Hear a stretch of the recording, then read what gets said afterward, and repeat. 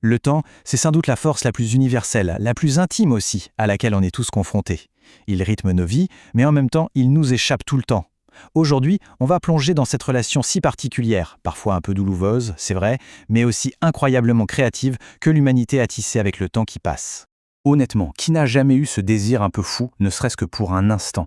Cette envie de mettre sur pause un moment de bonheur parfait, de retenir quelqu'un qu'on aime, ou juste d'arrêter l'horloge pour savourer une petite seconde de plus. C'est une question que les poètes, les chanteurs, les écrivains, bref, les artistes se posent depuis la nuit des temps. Allez, entrons dans le vif du sujet. Cette impression d'être impuissant face au temps qui défile, ce n'est pas juste une petite angoisse passagère, non, c'est un moteur très puissant de mélancolie bien sûr, mais aussi, et c'est ça qui est fascinant, c'est une source d'inspiration artistique qui semble ne jamais se tarir. Voilà, on est au cœur du problème. C'est ce sentiment profond que tout est éphémère, que même les plus beaux moments de notre vie sont condamnés à n'être plus que des souvenirs. C'est une vérité toute simple, mais quand on y pense, elle donne un peu le vertige. Bon, mais comment on fait pour mettre des mots sur une sensation aussi insaisissable?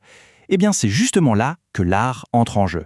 On va voir comment les artistes ont réussi à transformer cette impuissance en images, en métaphores absolument saisissantes. Écoutez bien ça, cette phrase de Lamartine, elle est d'une puissance tragique incroyable. Il coule et nous passons. En seulement quelques mots, il a tout dit.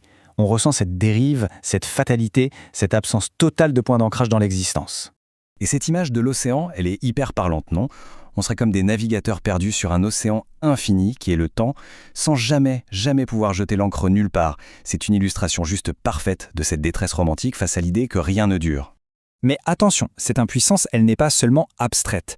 Elle peut devenir très concrète et même assez brutale quand les lieux de notre mémoire, les endroits qui comptent pour nous, disparaissent ou se transforment complètement. Là, c'est la perte de nos repères physiques. Et des exemples comme ça, il y en a plein et ils sont souvent très touchants. Prenez Aznavour à Montmartre. Pour lui, ce sont les lilas qui sont morts, un symbole de sa jeunesse qui s'est envolée. Pour Prévert, ce sont les traces des amants sur la plage que la mer efface, comme pour nier leur passage. Et pour Chateaubriand, c'est carrément sa maison d'enfance qui tombe en ruine. Vous voyez, 3 artistes, 3 lieux, mais au fond, c'est la même douleur, celle de voir le passé s'effacer matériellement sous nos yeux. Bon, le constat est un peu sombre, j'avoue.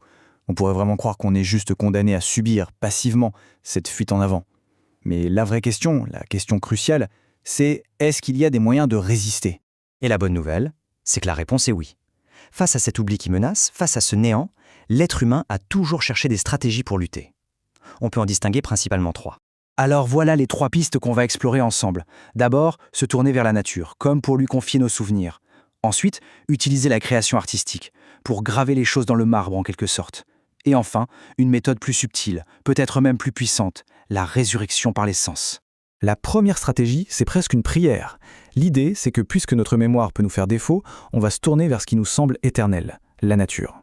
On demande aux rochers, aux lacs, aux forêts, de devenir les gardiens de nos moments les plus précieux. C'est un geste magnifique, très poétique, pour essayer de donner une permanence à ce qui, par définition, n'en a pas. La deuxième stratégie, là, on passe à l'action. C'est le combat de l'artiste. Écrire un poème, peindre un tableau, composer une chanson, tout ça, c'est une manière de refuser que le temps ait le dernier mot. C'est une tentative de fixer la trace, de donner une forme d'éternité à un bout de vie, à une émotion. Et on arrive à la 3e stratégie, la plus mystérieuse sans doute. C'est cette idée que Proust a explorée de façon magistrale, que même lorsque tout semble avoir disparu, avoir été oublié, eh bien une simple saveur ou une odeur peut faire ressurgir d'un seul coup tout un pan de notre passé. C'est la fameuse mémoire involontaire, une véritable résurrection par les sens qui met l'oubli KO. Alors qu'est-ce qu'on retient de tout ça? Si la vie est une sorte d'exode permanent, une fuite constante, où est-ce qu'on peut trouver refuge? La synthèse de toutes ces stratégies nous mène à une conclusion assez puissante. Le point crucial, le voilà.